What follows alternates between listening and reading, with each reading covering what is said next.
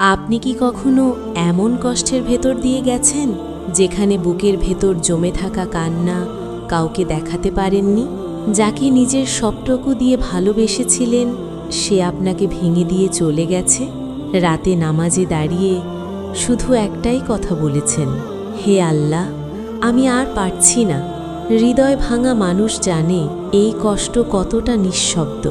চারপাশে সবাই হাসলেও ভেতরে ভেতরে আপনি ভেঙে পড়েন প্রতিদিন।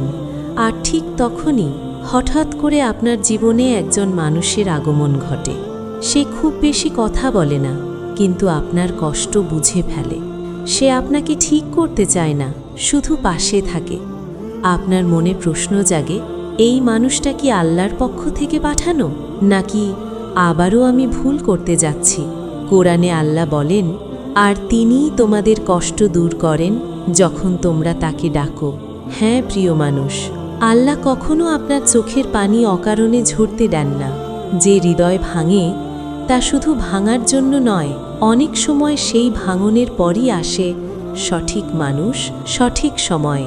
রাসূল সাল্লাল্লাহু আলাইহি ওয়াসাল্লাম বলেছেন, আল্লাহ যখন কাউকে ভালোবাসেন তখন তাকে পরীক্ষায় ফেলেন। তিরমিজি। এই ভিডিওতে আমরা জানব, হৃদয় ভাঙার পর যে মানুষটি আপনার জীবনে আসে সে কি সত্যিই আপনার নসিবের মানুষ, নাকি শুধুই একটি অস্থায়ী সান্ত্বনা? ভিডিওর শেষ পর্যন্ত থাকুন, কারণ হয়তো এই কথাগুলোই আপনাকে বুঝিয়ে দেবে আপনি আর ভুল পথে নেই। হৃদয় ভাঙার পর আগত মানুষটি কেন আসে? হৃদয় ভাঙার পর আপনি যে মানুষটির আগমন অনুভব করেন সে হঠাৎ করেই আসে না। তার আগমন ঠিক সেই সময় হয় যখন আপনি আর কাউকে বিশ্বাস করার শক্তি হারিয়ে ফেলেছেন। আপনি তখন আল্লাহকে বলেছেন, হে রব, যদি কেউ আমার জন্য না থাকে তুমি তো আছো। আর ঠিক তখনই আল্লাহ তার রহমতের দরজা খুলে দেন। কোরআনে আল্লাহ বলেন, নিশ্চয়ই কষ্টের সাথে স্বস্তি রয়েছে। সূরা আশ-শারা 6। এই আয়াত শুধু কথা নয়, এটা আল্লাহর ওয়াদা।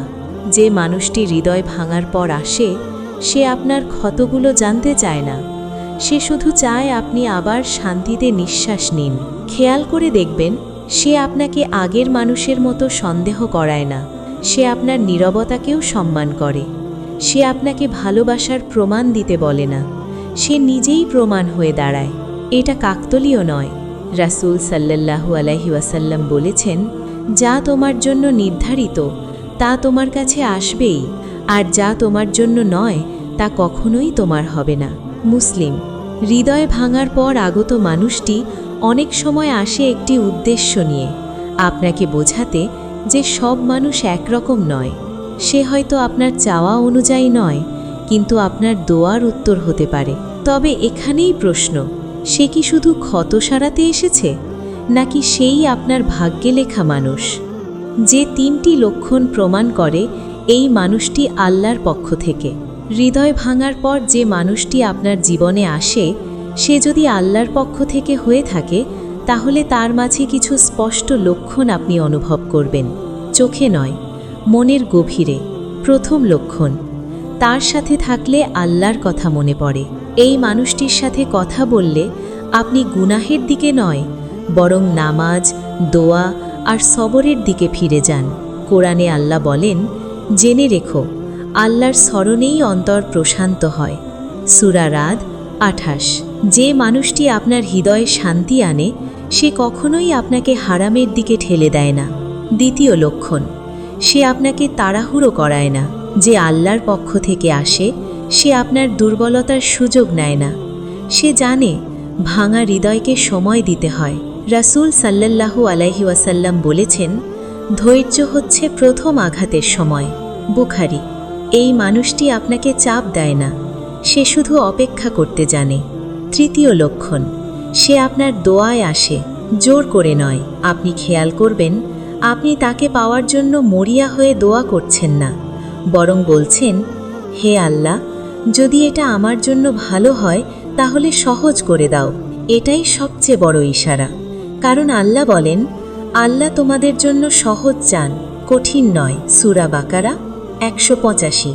যে মানুষটি দোয়ার মাধ্যমে ধীরে ধীরে কাছে আসে সে অনেক সময় আপনার নসিবের মানুষ হয়। যখন সে ভাগ্যের মানুষ নয়, আল্লাহর পক্ষ থেকে সতর্কতা। সব আগমনী নসিব নয়। কিছু মানুষ আসে শুধু আপনাকে শেখাতে আপনি এখনও পুরোপুরি সেরে ওঠেননি। হৃদয় ভাঙার পর আপনি দুর্বল থাকেন, আর ঠিক তখনই কিছু মানুষ ভালোবাসার নামে আশ্রয় নিতে চায়। কিন্তু খেয়াল করে দেখুন, প্রথম সতর্ক সংকেত, সে আপনাকে আল্লাহ থেকে দূরে সরায়। তার সাথে থাকলে যদি নামাজে অলসতা আসে, দোয়া কমে যায় আর গুনাহ সহজ মনে হয়, তাহলে থেমে যান।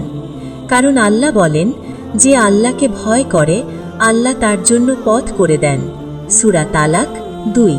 যে মানুষ আপনাকে আল্লাহ থেকে দূরে নিয়ে যায়, সে কখনোই আল্লাহর পক্ষ থেকে হতে পারে না। দ্বিতীয় সতর্ক সংকেত, সে দ্রুত সব কিছু চায়। সে আপনার কষ্ট বুঝতে চায় না, সে শুধু আপনার শূন্যতা পূরণ করতে চায়। রাসূল সাল্লাল্লাহু আলাইহি ওয়াসাল্লাম বলেছেন, যেখানে লজ্জা নেই সেখানে ঈমানও নেই। মুসলিম। যে মানুষটি ধৈর্য ধরতে পারে না, সে দায়িত্ব নিতেও জানে না। তৃতীয় সতর্ক সংকেত, সে আপনাকে দোষী বানায়। সে বলে, তোমার অতীতই তোমার সমস্যা। কিন্তু আল্লাহ তো বলেন, আল্লাহ তওবা কবুল করেন এবং গুনাহ মাফ করেন। যে মানুষ আপনার অতীত নিয়ে আপনাকে ছোট করে, সে আপনার ভবিষ্যতের যোগ্য নয়। অনেক সময় আল্লাহ এমন মানুষ পাঠান শুধু এটা বোঝাতে, পুরনো ভুল আবার করো না। কিভাবে বুঝবেন এই মানুষটি আল্লাহর দেয়া নসিব? সবচেয়ে বড় সত্য হল, ভাগ্যের মানুষ চিনতে চোখ নয়, সিজদা লাগে। হৃদয় ভাঙার পর আল্লাহ আপনাকে একা করেননি, তিনি শুধু আপনাকে থামিয়ে দিয়েছেন যাতে আপনি আবার ভুল জায়গায় না যান।